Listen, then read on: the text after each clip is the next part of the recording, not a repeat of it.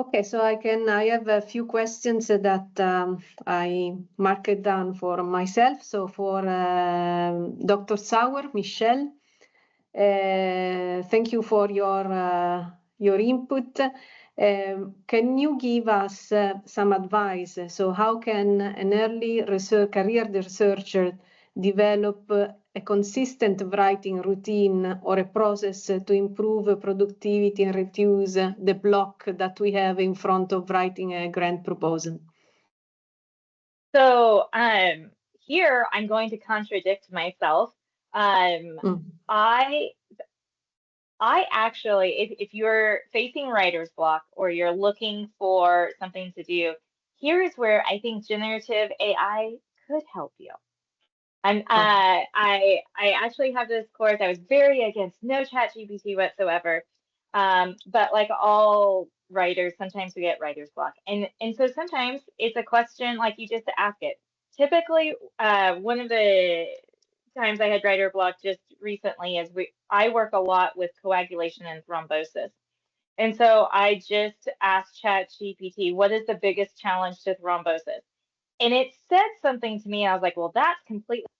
Your voice went out, but now it's okay. You're back. Okay. It inspired me by knowing that what ChatGPT was wrong. Now I knew what I wanted to write. Well, that's not it. This is it. Okay. And then I would say the other is to schedule it. All of us have Outlook and Gmail calendars. Literally schedule time for it. If you don't schedule the time for writing, it goes away. Thank you. Thank you for this. And to Dr. Gabby, what insights you have given an overview of your own experience. So from your experience as a reviewer, what are some common weaknesses that often lead to lower scores, especially to our young investigators? So how can we proactively address them? These were already in your presentation, but we can summarize now at the end. Well, thank you, Carla. Please let me say that I got so inspired myself listening also to other speakers, to Michelle, to Dr. Ellis, and Francesco. I want now to write an ERC immediately. So. So just to answer your question, Carla, I agree with what Dr. Ellis was saying regarding the main pitfalls. So junior investigators, sometimes, you know, we have just heard about ambition, about proposing something out from the box for an ERC, but for grant application, for grant calls in which this out from the box approach is not required, sometimes there is ambition without feasibility. So it's very important to show that we can do what we propose to do, especially for junior investigators, to show also that there is a contingency plan involving also seniors, to show that there is mentoring, to show that there are collaborators available to help troubleshooting in case of establishing a new technique, a new lab. So support feasibility is very important, and this is my answer. So be ambitious and show feasibility. Okay, thank you. And then to Francesco. Yes, well, the picture tips is very nice. The photo of the reviewers. But the title also said the paranoid survives, right? So like, I know that's a little paranoid, but you know. Well, it could work. One thing talking about ERC especially, for the early researchers, how do you suggest to balance, and sorry for the word, but I think this could work, could balance the humility with the confidence with marketing, their work without sounding over self-promotional. So how to balance it's actually a fantastic question, and I see a lot of like proposals and a lot of like advice around that's actually that I don't like. So I think like one thing to keep in mind for everything is that reviewers are like people. And we talked about how, you know, they're overworked. They are going to 10 papers in their Christmas, like ERC, starting like the review process is during the Christmas holidays. So, you know, you keep that in mind when you write, make sure, you know, your things is easy to read, so on and so forth. But the other aspect that's important and relevant here is that they are all different, just like we're all different. There is the outspoken character, there is the more introvert, there is the one that likes the selling a little too hard, there's the one that likes the underselling, right? So I don't think people should try to have like one great, like absolute way to do this. And if you don't write the word breakthrough in your abstract, then you're never going to win an ERC. I don't think that's the case. And in fact, I think if you don't need to write it, it's so obvious, then it shouts at a reviewer that's like, how did I not think about this?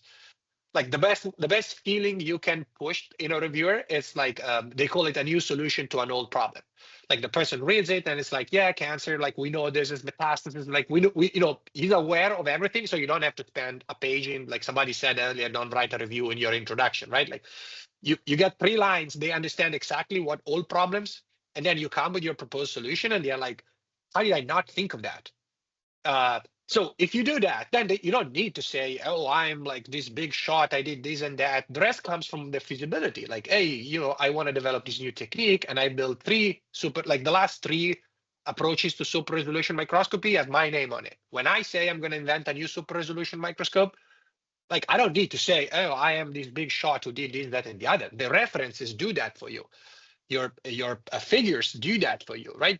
So I think the balance is just this act of, again, if you need to spin things, if your marketing is aggressive spinning of things that aren't true, you're not going to win. An ERC proposal has like at least 9 reviewers.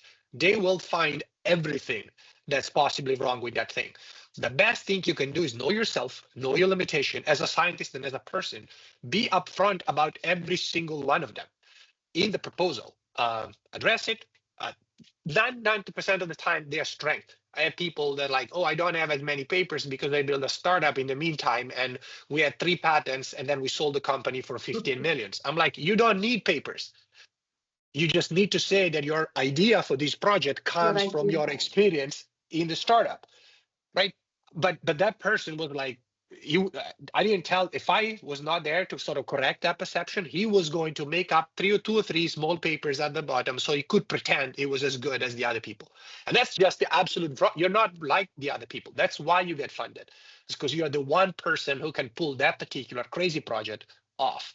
And so getting very comfortable in one's own skin instead of trying to sort of present a different persona to the reviewers, like it's the one most important advice I can give anybody for any project.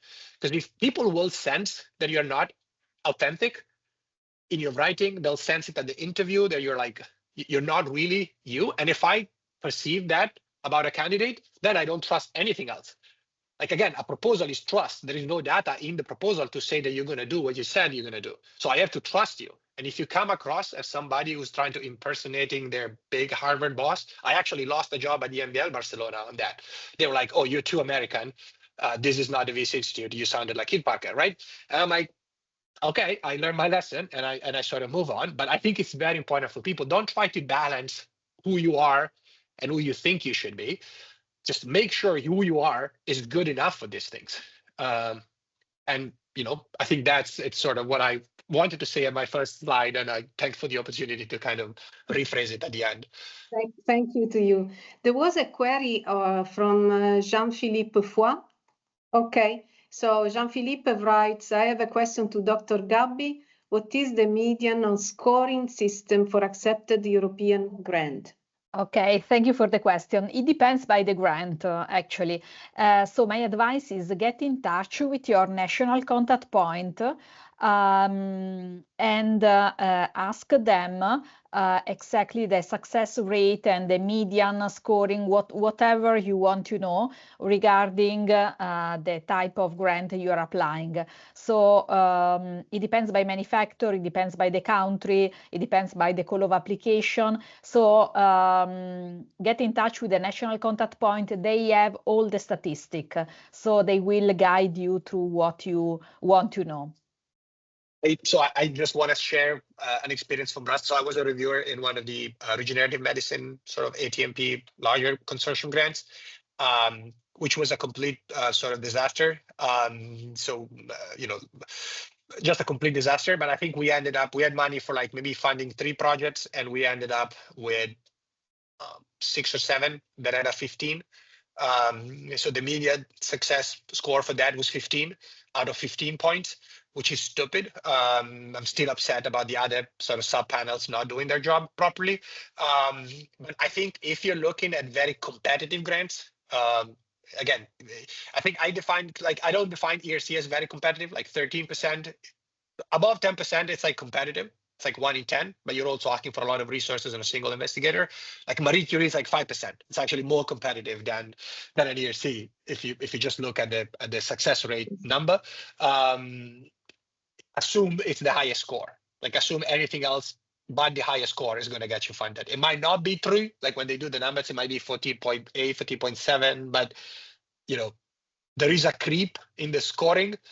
And it gets to a place where panel members, again, ERC is a different story, but other panel members that have been a part of, they tend to be, people tend to know that if you want to propose a project you really like to get funded, then it has to have 15. And then you have too many people know that they have to give 15s, and then everything sort of creeps up to 15, which is a horrible state of affair to be in. But again, know the rules. Like if you're applying for one of these and they only make 3 awards, like you must build a consortium and a project and CVs that can get you 15. If it doesn't matter if the median is 14 or 13 historically, like shoot for 15 or it doesn't matter. You're right. Okay, so I think that we have reached almost the end, but I leave now the floor to Chiara Gabbi to make some communication and conclusions.